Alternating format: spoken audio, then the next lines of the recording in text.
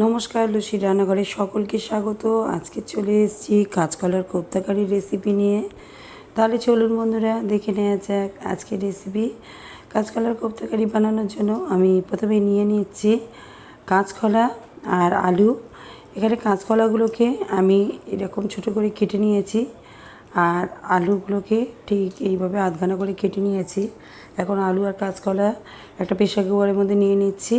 সিদ্ধর জন্য নিয়ে নিচ্ছি পরিমাণ মতো জল। আমি প্রেসার কুকারে 2টো সিটি দিয়ে নেব।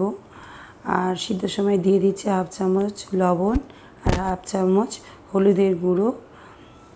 এখন প্রেসার কুকারের ঢাকাটা দিয়ে নিয়ে আমি 2টো সিটি দিয়ে নেব। দেখুন 2টো সিটি দিয়ে আমি ভেপারটা বার করে নিয়ে কাঁচকলার আলুগুলোকে একটা প্লেটের মধ্যে নিয়ে নিয়েছি। এখন ঠান্ডা হয়ে গিয়েছে, আর আলু আর কাঁচকলার খোসাগুলোকে ছাড়িয়ে নিচ্ছি। সব কটা আলু আর কাঁচকলার খোসা আমার ছাড়িয়ে নেওয়া হয়ে গিয়েছে।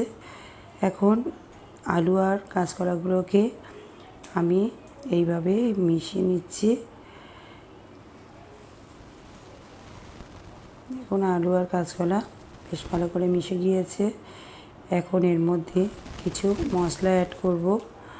দিয়ে দিচ্ছি স্বাদ মতো লবণ, দিয়ে দিচ্ছি হাফ চামচ জিরের গুঁড়ো, হাফ চামচ হলুদের গুঁড়ো, দিয়ে দিচ্ছি হাফ চামচের একটু কম লঙ্কার গুঁড়ো, দিয়ে দিচ্ছি বেসন।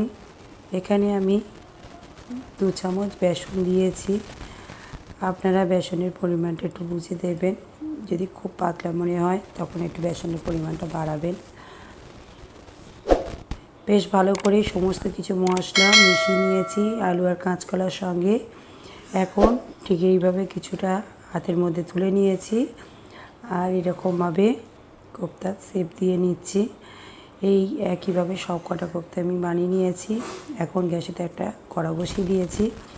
ভাজার জন্য নিয়ে নিচ্ছি পরিমাণ মতো তেল। সব কটা কোপ্তা আমি একসঙ্গে ভাজবো না, 2-4টে করে ভেজে নেব।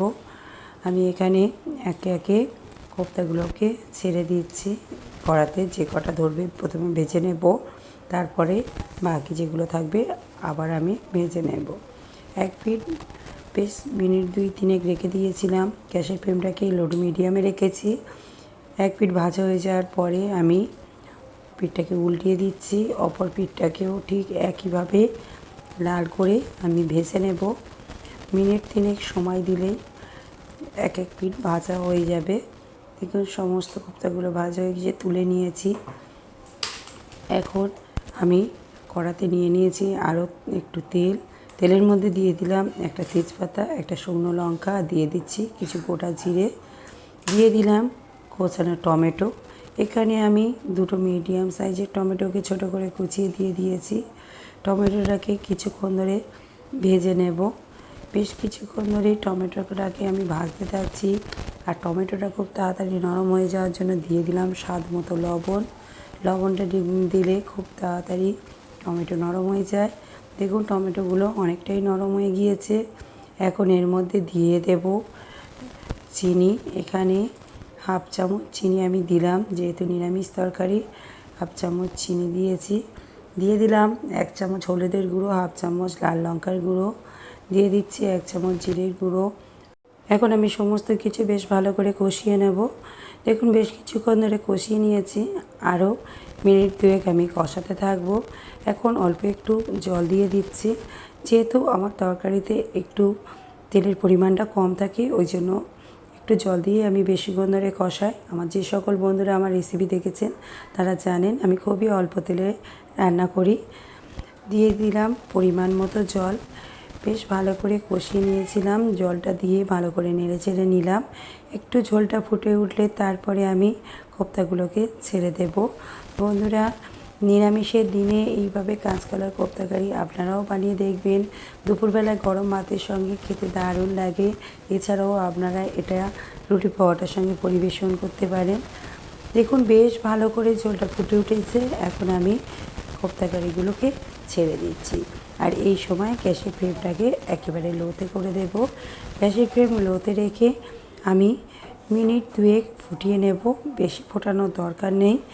বেশি ফোটালে কোপ্তাগুলো ভেঙে যাবে, ওই জন্য খুব বেশি ফোটাবো না, 2 থেকে 3 মিনিট ফোটাবো। তারপরে এটাকে আমি পরিবেশনের জন্য নামিয়ে নেব। সবকটা কোপ্তা ছেড়ে দেওয়ার পরে ওপর থেকে দিয়ে দিলাম একটু কসৌরি মেথি। 1 মিনিট হয়ে গিয়েছে, 1 মিনিট পরে আমি কোপ্তাগুলোকে একটু উল্টিয়ে দিচ্ছি, অপর পিঠটাও যেন ভালোভাবে একটু ঝোলের সঙ্গে ফুটে যায়। আমার এখানে 2 মিনিট হয়ে গিয়েছে, আর আমি ফোটাবো না, এখন গ্যাসের ফ্লেমটাকে অফ করে দেব। একটু ঠান্ডা হয়ে গেলে এটাকে পরিবেশনের জন্য নামিয়ে নেব। বন্ধুরা, আজকের এই রেসিপিটি আপনাদের কেমন লাগলো অবশ্যই কমেন্টের মাধ্যমে জানাবেন। রেসিপিটি ভালো লেগে থাকলে ভিডিওটিতে একটি লাইক করবেন, অন্য বন্ধুদের সাথে শেয়ার করবেন।